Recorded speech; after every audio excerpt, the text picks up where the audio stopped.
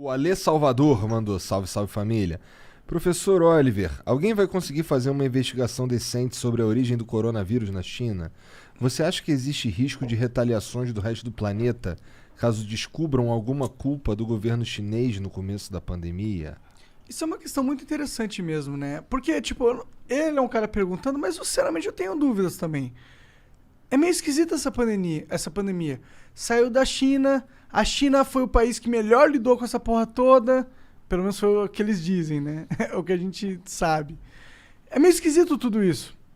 Beneficiou eles, tipo, no fim das contas, beneficiou eles pra caralho. É esquisito. Todo mundo fica com um ponto de interrogação na cabeça. Assim, sempre teve pandemias, né? Ou seja, o coronavírus nem é o primeiro seu tipo, né? Havia pandemias até parecidas antes. Mas nesse quesito eu concordo contigo que a China não vai permitir uma investigação transparente, independente. Também porque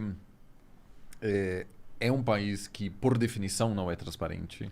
Ofende o orgulho chinês. Envolveria abrir, vamos dizer, várias áreas da sua gestão que uma grande potência autoritária simplesmente não vai abrir, né? Eu estava falando aqui de entrevista de história oral com ex-presidentes, da gente ouvir as conversas entre Clinton Verdade. e tal. Isso nunca vai acontecer na China. Que inclusive vai limitar a nossa compreensão sobre o mundo.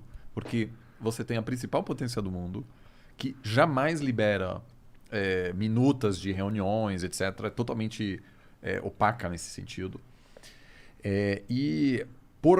Como sendo grande potência, a China interpretaria qualquer tentativa de investigar esse assunto, além do que a China já fez, como uma humilhação. Então, não haverá uma investigação. Eu acho que seria bom ter, sem dúvida. Inclusive, Até pra sanar isso, né? não, inclusive para ter mais conhecimento sobre como combater futuras pandemias. Ou seja, tem um interesse genuíno científico. Como aconteceu tudo? De onde Exato. surgiu?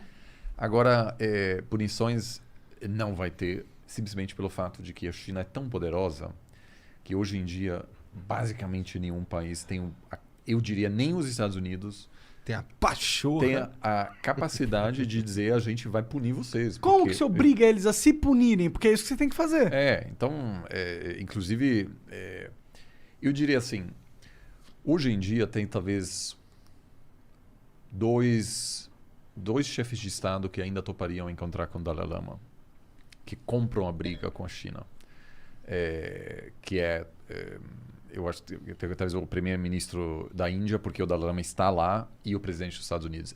Da Alemanha, a Angela Merkel, no início do mandato dela, ela ainda encontrava.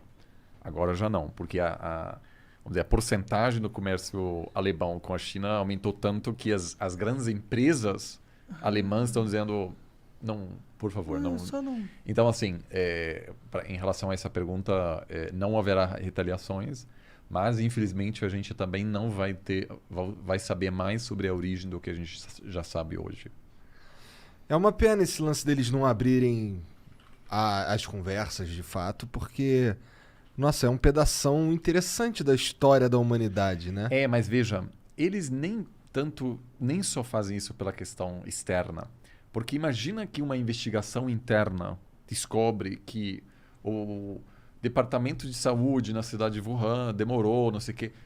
Você está dando material aí para, inclusive, desafiar a legitimidade do Partido Comunista. Né, isso pode ser utilizado por pessoas críticas dentro da China. Então, nenhum governo autoritário do mundo convidaria alguma comissão que não controla, que pode trabalhar livremente, algo que não existe na China. Não existe comissão independente. Porque se descobre que o governo regional, né, cometeu erros gravíssimos, isso poderia ser utilizado para questionar o regime. Sim. Então isso aí Verdade. O, Por isso que a China parece um grande problema, na minha opinião. o maior problema do mundo. Porque, tipo, a essência delas tá toda corrompida, mano. Bom, Ficou rico, mas o cara que manda na máquina toda é meio filha da puta, né?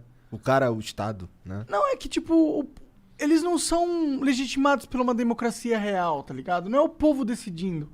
É uma galera que controla uma nação de bilhão. E aí, tipo, eles estão correndo o risco de controlar o mundo. O mundo! Controlar É meio o mundo eu bizarro. acho que não, assim, porque você ainda vai ter muitos atores relevantes, né? Tanto que os Estados Unidos nunca chegou a controlar o mundo, né? De certa maneira. Muitas coisas não deram certo. No seu auge, Pô, mas a cultura brasileira é totalmente baseada no americano. Hoje muito da minha vida, primeiro Matrix. Pô, um filme que explodiu minha mente. Toda uma A construção. cultura americana se espalhou de um jeito que só não tá na China. É, exatamente. Tipo, mas tem muita coisa tipo, a gente criando aqui essa parada. De quem influenciou a gente? A cultura americana, o Joe Rogan criando lá a parada dele. Entendeu? Então, os Estados Unidos é muito.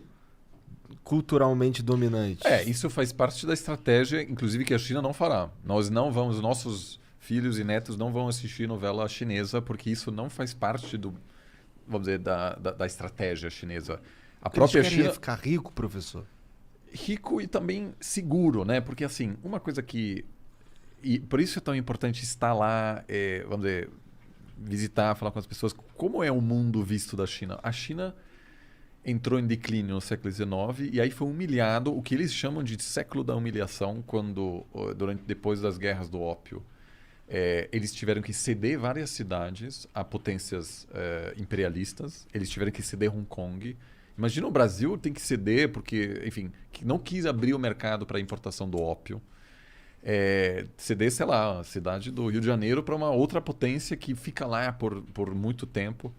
E uma perspectiva de que o mundo lá fora quer enfraquecer a China. E a China precisa se consolidar, precisa ser forte, porque não existe uma aceitação da China ser a principal potência do mundo. Eu acho que ele tem razão.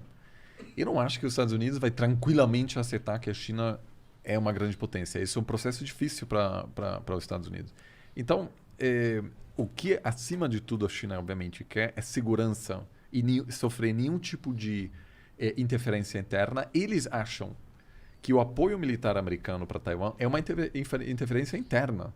Eles ainda não retomaram o controle de uma província na cabeça, vamos dizer, da perspectiva chinesa. Então, eles estão longe de se consolidar, ainda num processo de muita dificuldade interna, externa, e com a certeza de que os americanos são responsáveis pelas manifestações pró-democracia de Tiananmen nos anos 90, de 89, enfim, uma série de preocupações. Ainda a China se sente muito insegura ainda. E, portanto, assim, alguém dizendo, vamos mandar a investigação sobre o coronavírus, eles... Tá de sacanagem, nunca. Um país que é muito poderoso já, mas ainda muito inseguro, que até 50 anos atrás nem tinha reconhecimento diplomático, né? A maioria do mundo reconhecia primeiro Taiwan. E só depois, aos poucos, né, o Brasil, por exemplo, só chegou a reconhecer a China em 74. Pouco tempo. Foi o Geisel, aliás, né? Engraçado que a gente pensa que isso... Então, esse aí foi pragmático, assim, do ponto de vista da política externa, né? Ele percebeu que o mundo estava mudando e aí estava buscando mais independência das potências tradicionais. Mas, então, assim, a China ainda olha para o mundo com muita preocupação, muito medo.